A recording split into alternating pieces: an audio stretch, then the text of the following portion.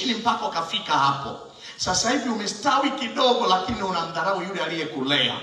Kwenye ulimwengu wa roho unafungulia uharibifu kwenye malango yako ya baraka. Kwa sababu yule mzazi akisononeka ndani ya moyo wake, akilia, yale machozi kwenye ulimwengu wa roho yanaingiza uharibifu katika malango yako ya baraka.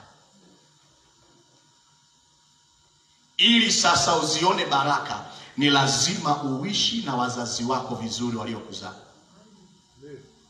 Ishi na wazazi wako vizuri, utaona baraka juu ya malango yako.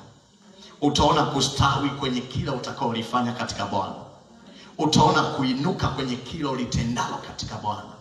Lakini kama utakuwa hujakaa vizuri na wazazi wako waliokuzaa, alafu ukasema wacha nimwendee nabii wa Bwana, nimesikia anga mtone kuna nabii mmoja, yule nabii si mchezo, akianza kuomba radi na pasua kweli kweli.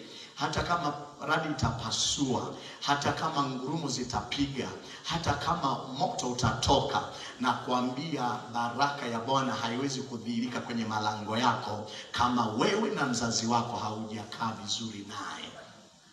Na huyo nabii ama mchungaji ama mwalimu ama yeyote aliye mtumishi wa Bwana hawezi kuiondoa laana iliyoachiliwa na mzazi wako.